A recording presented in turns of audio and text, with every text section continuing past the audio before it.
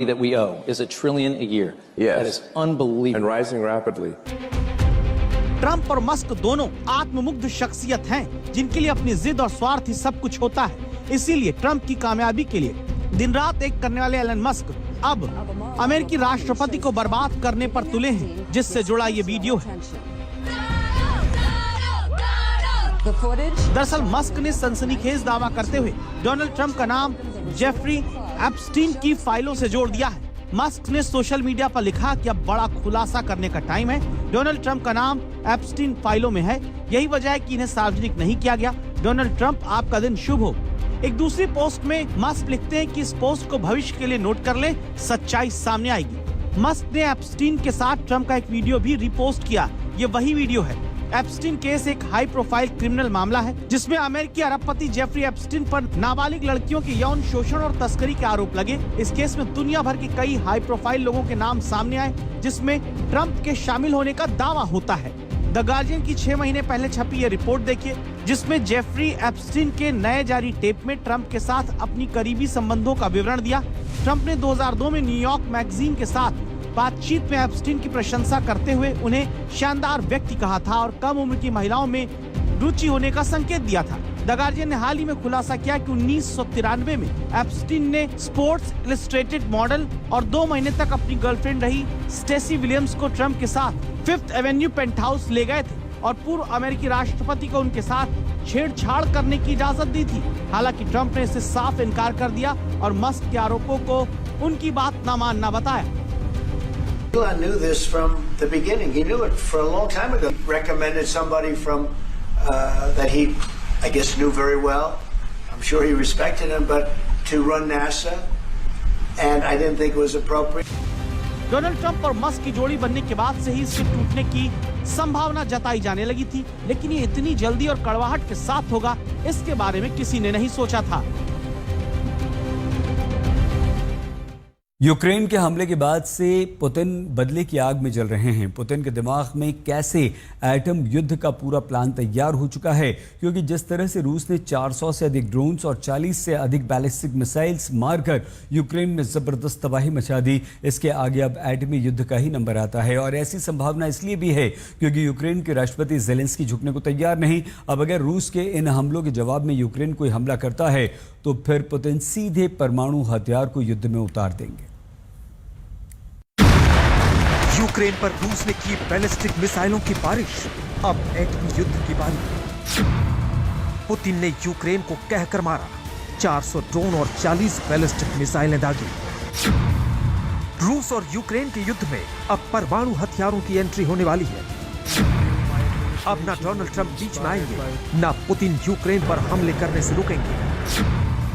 Ukraine ने रूस के एयरबेस उड़ाकर गलती कर दी, अब पुतिन का बदला एटमी होगा। यूक्रेन में 6 जून का सूरज जैसे ही निकलता है, चारों तरफ तबाही नजर आती है। रूस ने सभी प्रमुख क्षेत्रों पर ड्रोन और बैलिस्टिक मिसाइलों की बारिश कर दी।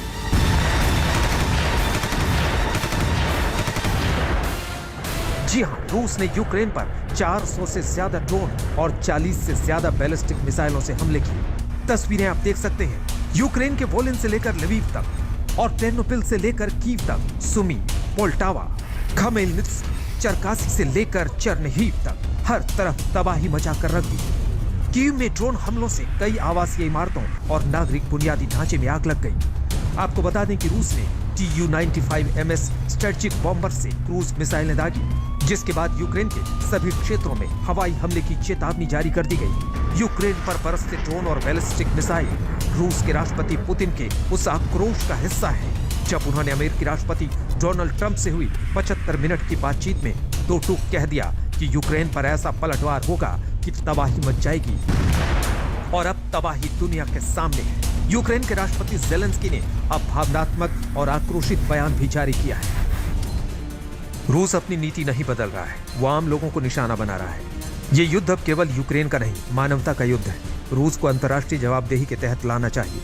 अमेरिका, यूरोप और पूरी दुनिया को अब निर्णायक दबाव बनाना होगा। अगर वैश्विक नेता चुप हैं, तो ये भी एक तरह की मिलीभगत है। अब निर्णायक कार्रवाई का समय है, केवल समर्थन से युद्ध नहीं रुकेगा।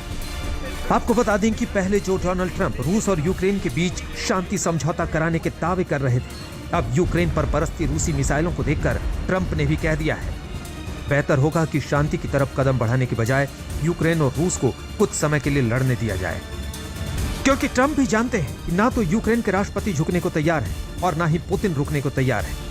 ट्रंप का दोनों देशों के बीच जंग के भीषण होने का अंदाजा फोन पर पुतिन के साथ हुई 75 मिनट की बातचीत से भी हो चुका है, क्योंकि जब दोनों के बीच बातचीत हुई तो उसी में पुतिन के तेवर दिख गए। मैंने रूस के राष्ट्रपति पुतिन के साथ टेलीफोन पर बात की है। ये कॉल करीब 1 घंटे 15 मिनट तक चली है। इस फोन कॉल पर हमने रूस के जेट्स पर हुए हमलों के बारे में चर्चा की। ये बहुत अच्छी वार्ता थी, लेकिन वार्ता तुरंत शांति की तरफ नहीं बढ़ सकी है। पुतिन ने कहा है कि हाल ही में यूक्रेन ने जो रूस पर ड्रोन से हमले किए हैं, यूक्रेन को उसका हर हाल में जवाब देना है। और इस बातचीत के फौरन बाद पुतिन ने यूक्रेन को ट्रेलर दिखा दिया। लेकिन रूस और यूक्रेन युद्ध को लेकर यूरोपीय देशों की नींद उड़ गई है, क्योंकि अगर ये युद्ध परमाणु हथियारों की तरफ जाता है तो इसकी जद में यूरोपीय देश भी होंगे। इसीलिए जब ओवल ऑफिस में जर्मन चांसलर फ्रेडरिक मेर्च के बीच बैठक हुई तो ट्रंप और फ्रेडरिक ने इस पर काफी चर्चा की। जर्मन चांसलर फ्रेडरिक ने कहा कि वो और ट्रंप दोनों इस बात पर सहमत हैं कि इस युद्ध के भयानक प्रभाव होंगे। उन्होंने उम्मीद जताई कि अमेरिकी राष्ट्रपति रक्तपात रोकने में सक्षम होंगे। हालांकि मेर्ज ने स्पष्ट किया कि जर्मनी यूक्रेन के पक्ष में है। पुतिन ने जो कहा वो करके दिखाया। रूस ने यूक्रेन पर मिसाइलें तो बरसा दी, लेकिन अब आगे अगर रूस टैक्टिकल न्यूक्लियर स्ट्राइक की तरफ बढ़ता है तो इसका असर सिर्फ यूक्रेन तक सीमित नहीं रहेगा। इसीलिए जर्मनी, फ्रांस, पोलैंड जैसे देशों में अलर्ट जारी कर दिया गया है। कई यूरोपीय देशों ने अपने सैन्य बेसों पर सुरक्षा भी कड़ी कर दी है। और तो और रूस के ब्रिटेन में राजदूत आंद्रेई केलिन ने तीसरे विश्व युद्ध की आशंका भी जता दी। केलिन ने दावा किया है कि यूक्रेन ने रूस में जो ऑपरेशन स्पाइडर वेव चलाया उसमें ब्रिटेन ने भी यूक्रेन की मदद की, क्योंकि इस तरह के हमलों के लिए उच्च तकनीक और जियो स्पेस डेटा की जरूरत होती है, जो ब्रिटेन और अमेरिका के पास है। केलिन ने ब्रिटेन पर सवाल उठाए और चेतावनी दी कि ये तीसरे विश्व युद्ध को भड़काने की कोशिश हो सकती है। बहुत छोटा सा ब्रेक, आप प्लीज अपना बहुत ख्याल रखिएगा। देखते रहिए आज तक। प्रेजेंटेड बाय पतंजलि गाय का घी, माँ का भरोसा, प्यार से परोसा।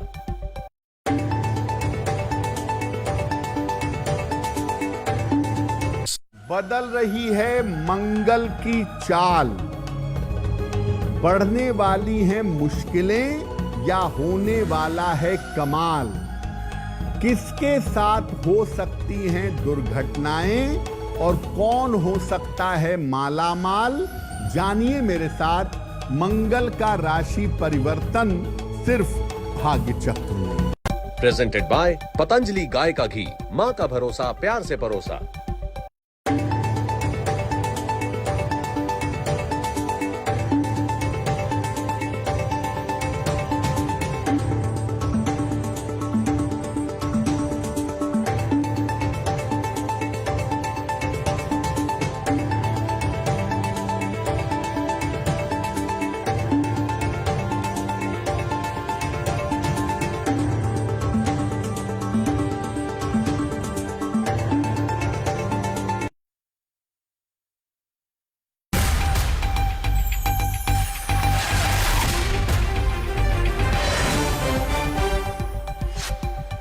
ऑपरेशन सिंदूर के बाद पहली बार एक मंच पर साथ होंगे मोदी और ट्रंप। कनाडा के पीएम ने फोन कर G7 सम्मेलन का दिया न्योता, 15 जून से समिट।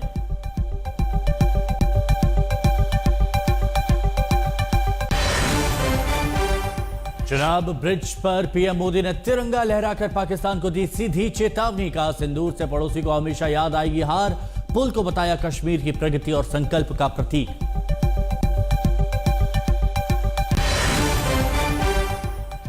गया जी के दौरे पर राहुल गांधी का पीएम मोदी पर फिर वार। कहा उन्हें सरेंडर करने की आदत। बिहार को बताया क्राइम कैपिटल। बीजेपी बोली अपराध को कांग्रेस की शाह।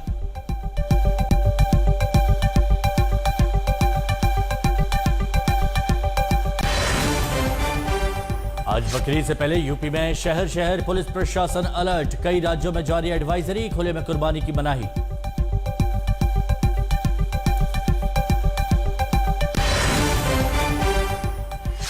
ट्रंप और एलॉन मस्क में तेज हुई तकरार। फिलहाल मस्क से बातचीत के मूड में नहीं है राष्ट्रपति ट्रंप। अपनी टेस्ला कार बेचने का भी ले सकते हैं फैसला।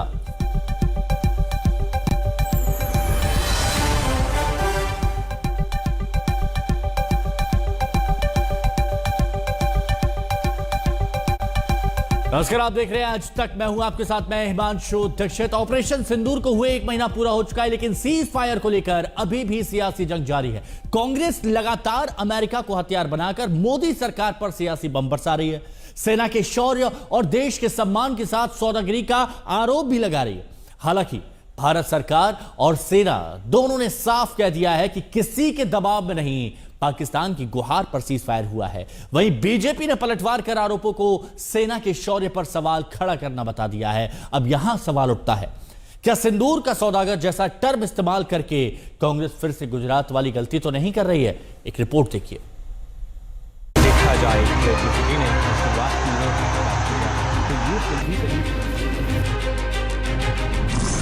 आज 6 जून है, याद कीजिए 1 महीने पहले, ठीक 1 महीने पहले 6 मई की वो रात पाकिस्तान के आतंकियों पर कयामत बरसी थी। अब पाकिस्तान कभी भी ऑपरेशन सिंदूर का नाम सुनेगा, उसे अपनी शर्मनाक शिकस्त याद आएगी। जम्मू कश्मीर में तरक्की के 46,000 करोड़ की सौगात लेकर गए प्रधानमंत्री मोदी भारत की शक्ति में विश्वास और आतंक का दंश झेल चुके प्रदेश के लोगों में आत्मविश्वास बढ़ाने की कोशिश कर रहे हैं। लेकिन देश के विपक्ष का भारत की विदेश नीति पर से विश्वास हिला हुआ था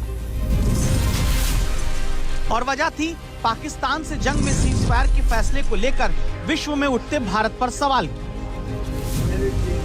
क्योंकि पाकिस्तान की गुहार पर भारत ने सीज फायर तो कर दिया, लेकिन अमेरिका के राष्ट्रपति ट्रंप घूम घूम कर जबरदस्ती भारत का अपमान कर रहे हैं कि कारोबार की धमकी देकर सीज फायर करा है। और अब पुतिन से बातचीत में ट्रंप ने कहा कि जंग उन्होंने कैसे रुकवाई। कल फिर जर्मनी के सामने ट्रंप ने वही बात दोहराई। And I said, you know, we're dealing with you on trade, Pakistan and India right now. I said, we're not going to deal with you on trade if you're going to go shooting each other and whipping out nuclear weapons that maybe even affect us. Because, you know, that nuclear dust blows across oceans very quickly. It affects us. And I said, if you're going to do that, we're not going to do any trade deals. And you know what? I got that war stopped. हालांकि भारत ने एक बार नहीं बार बार कहा कि cease fire के पीछे सिर्फ सेना और सरकार का फैसला रहा है। सीज फायर के दौरान भारत की तीनों सेनाओं के डीजीएमओ ने देश को बताया था। फिर भारत के विदेश मंत्रालय ने प्रेस ब्रीफिंग की। फिर भारत के विदेश मंत्री ने विदेश में जाकर यही बात कही कि पाकिस्तान के कहने पर सीज फायर हुआ। फिर सीडीएस जनरल चौहान ने भी यही बात कही। लेकिन ट्रंप कहते हैं कि भले अब उन्हें क्रेडिट नहीं मिल रहा, लेकिन जंग तो उन्होंने ही रुकवाई। Leader of India, who's a great guy, was here a few weeks ago. We had some great talks. We're doing a trade deal. And Pakistan, likewise, they have very strong leadership. Some people won't like when I say that, but, you know, it is what it is. And they stopped that war. Now, am I going to get credit? I'll never get credit for anything. They don't give me credit for anything. But nobody else could have done it. I stopped it. I was very proud of that. Bar bar Trump की तरफ से किए जा रहे इन्हीं दावों की बुनियाद पर कांग्रेस पार्टी देश में सीज फायर से लेकर भारत की विदेश नीति तक पर सवाल खड़े करती है। अमेरिकी राष्ट्रपति पाकिस्तान के नेता को भी महान बता रहे हैं, उस आतंकी मुल्क के नेता को जहां पर हाफिज सईद, जहां पर मसूद अजहर, जहां पर दाऊद इब्राहिम, जहां पर उनका उसामा बिन लादेन मिला था।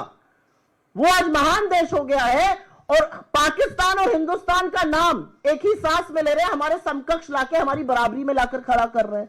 हम उस पर कोई प्रतिकार नहीं कर पा रहे हैं। भारत के साथ पाकिस्तान की तुलना और पाकिस्तान के पीएम की तुलना भारत के पीएम मोदी से करने को लेकर तो कांग्रेस पार्टी और भी बौखलाई हुई है। कांग्रेस देश की हो रही बेइज्जती को लेकर विदेश नीति पर सवाल उठाती है। आखिर तमाम कोशिशों के बावजूद पाकिस्तान को IMF के $3 अरब की मदद भारत नहीं रुकवा पाया।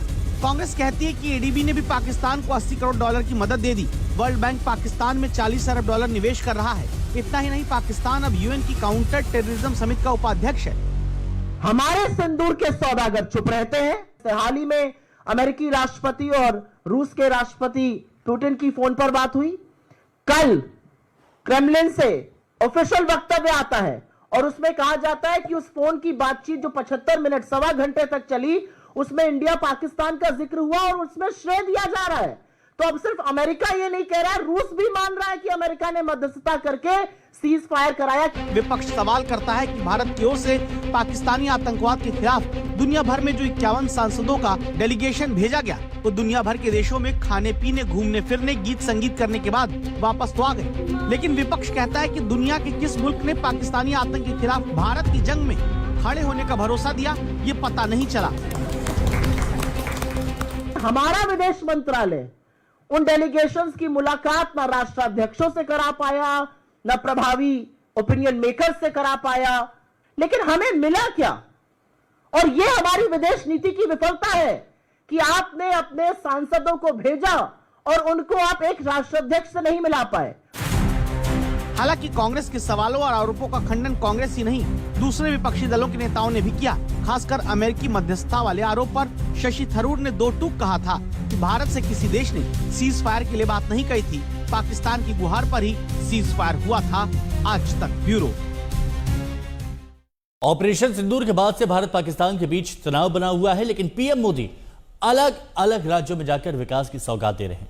प्रधानमंत्री मोदी ने घाटी को दुनिया से सबसे ऊंचे रेल ब्रिज की सौगात देकर दुश्मन को साफ संदेश दे दिया है कि आत्मनिर्भर भारत विकास के मार्ग पर निरंतर आगे बढ़ता रहेगा। पीएम मोदी ने पहले सिंधु नदी के जरिए पाकिस्तान को सबक सिखाया, अब उन्होंने चिनाब से चेतावनी दी है कि आतंक की आका ने फिर गलती की तो उसे घर में घुस कर मारेंगे। लेकिन कांग्रेस पीएम के दौरे पर हमलावर है। वो कह रही है कि पीएम को दूसरों के कामों का श्रेय लेने में महारत हासिल है।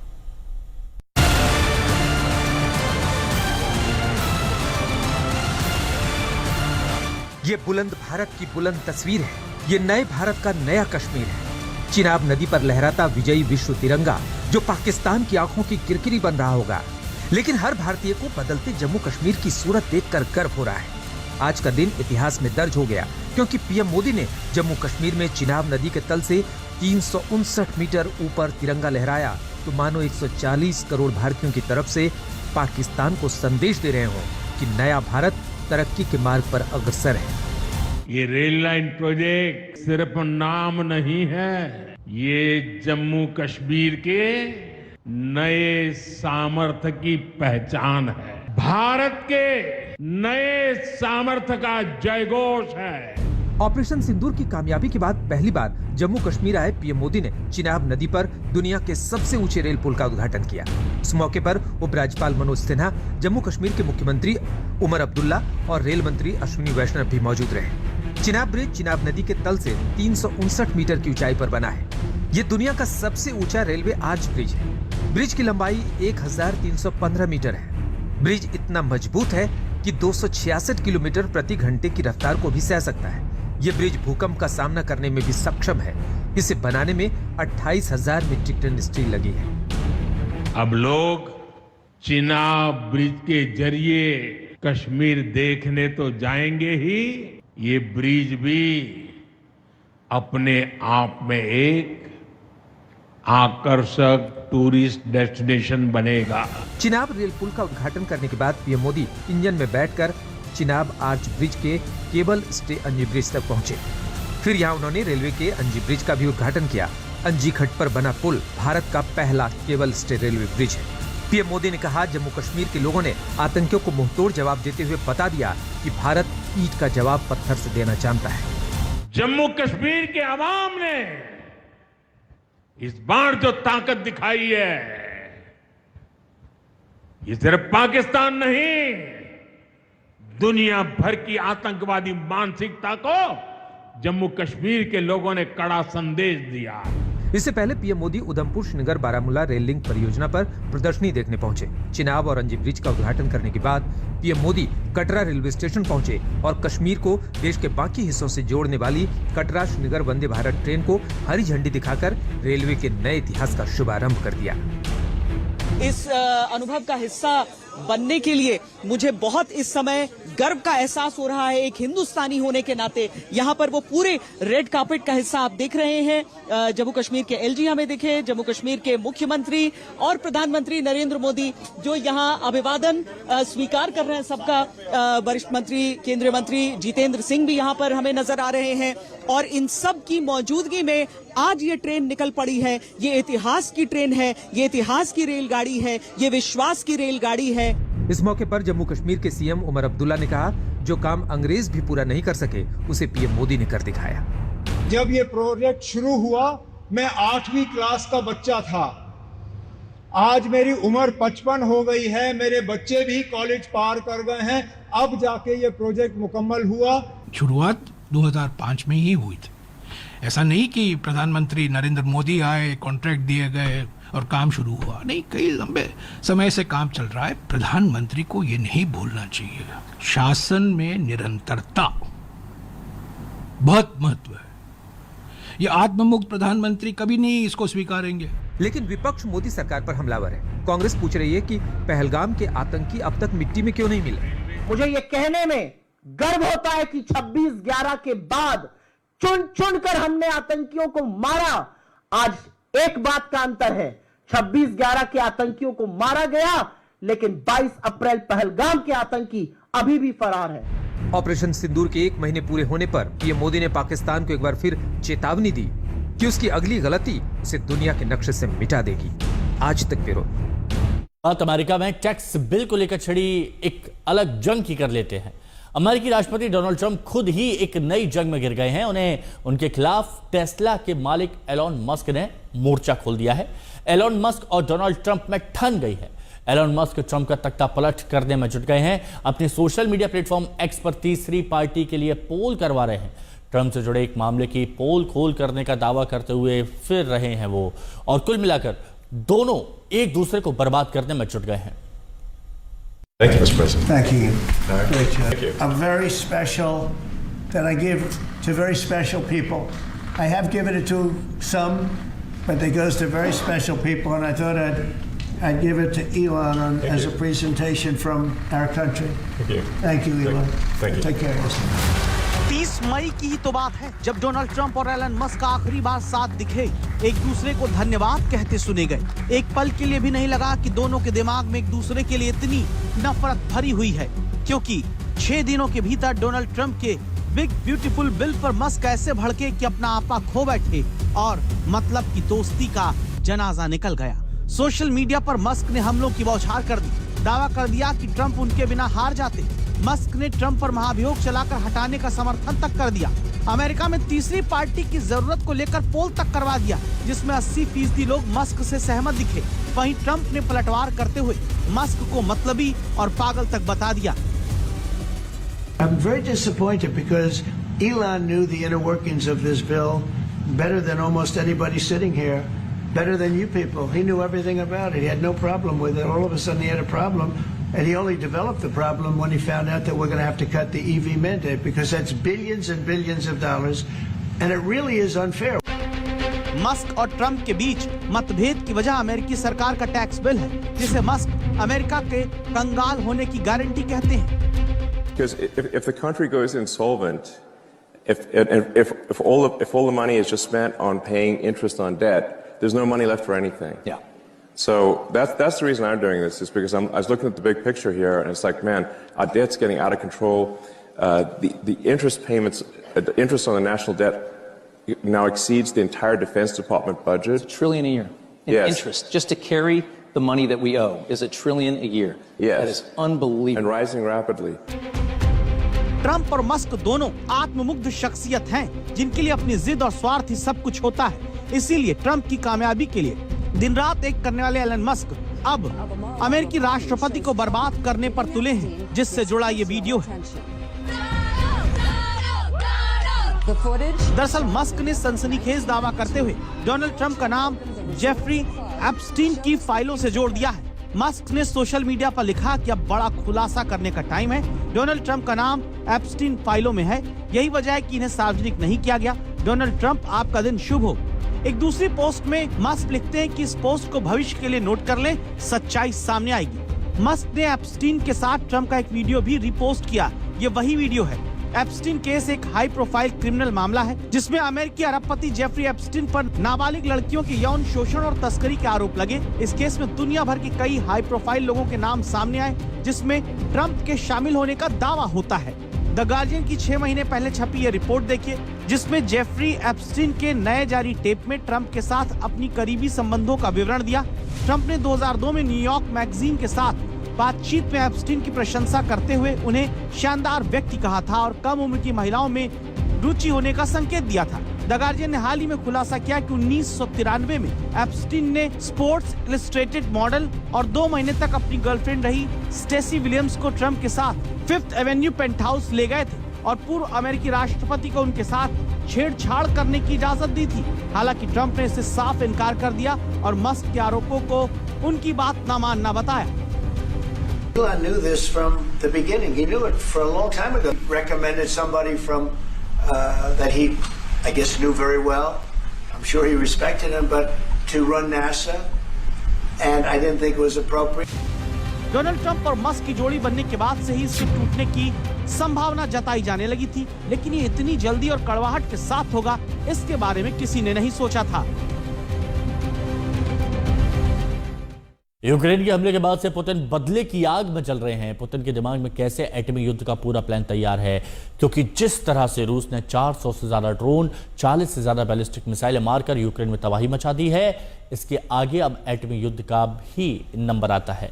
ऐसी संभावना इसलिए भी है क्योंकि यूक्रेन के राष्ट्रपति ज़ेलेंस्की झुकने को तैयार नहीं है। अब अगर रूस के इन हमलों के जवाब में यूक्रेन कोई बड़ा हमला करता है तो फिर पुतिन सीधे परमाणु हथियारों को जग में उतार देंगे। यूक्रेन पर रूस ने की बैलिस्टिक मिसाइलों की बारिश, अब एटमी युद्ध की बारी। पुतिन ने यूक्रेन को कहकर मारा, 400 ड्रोन और 40 बैलिस्टिक मिसाइलें दागी। रूस और यूक्रेन के युद्ध में अब परमाणु हथियारों की एंट्री होने वाली है। अब ना डोनाल्ड ट्रंप बीच में आएंगे, ना पुतिन यूक्रेन पर हमले करने से रुकेंगे। यूक्रेन ने रूस के एयरबेस उड़ाकर गलती कर दी, अब पुतिन का बदला एटमी होगा। यूक्रेन में 6 जून का सूरज जैसे ही निकलता है, चारों तरफ तबाही नजर आती है। रूस ने सभी प्रमुख क्षेत्रों पर ड्रोन और बैलिस्टिक मिसाइलों की बारिश कर दी।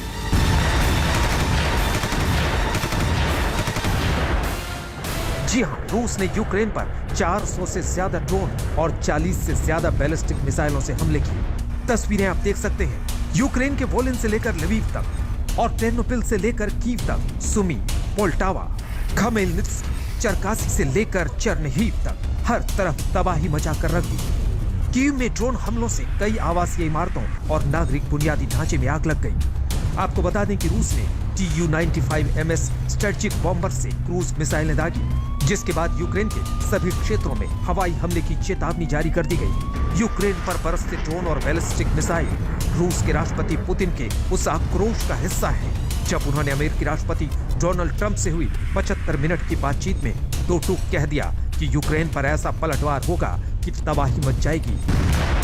और अब तबाही दुनिया के सामने है। यूक्रेन के राष्ट्रपति ज़ेलेंस्की ने अब भावनात्मक और आक्रोशित बयान भी जारी किया है। रूस अपनी नीति नहीं बदल रहा है, वो आम लोगों को निशाना बना रहा है। ये युद्ध अब केवल यूक्रेन का नहीं, मानवता का युद्ध है। रूस को अंतर्राष्ट्रीय जवाबदेही के तहत लाना चाहिए। अमेरिका, यूरोप और पूरी दुनिया को अब निर्णायक दबाव बनाना होगा। अगर वैश्विक नेता चुप हैं तो ये भी एक तरह की मिलीभगत है। अब निर्णायक कार्रवाई का समय है, केवल समर्थन से युद्ध नहीं रुकेगा।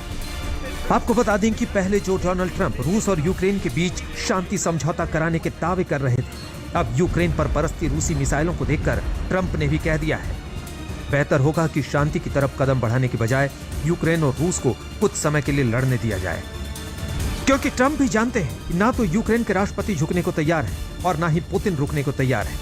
ट्रंप का दोनों देशों के बीच जंग के भीषण होने का अंदाजा फोन पर पुतिन के साथ हुई 75 मिनट की बातचीत से भी हो चुका है, क्योंकि जब दोनों के बीच बातचीत हुई तो उसी में पुतिन के तेवर दिख गए।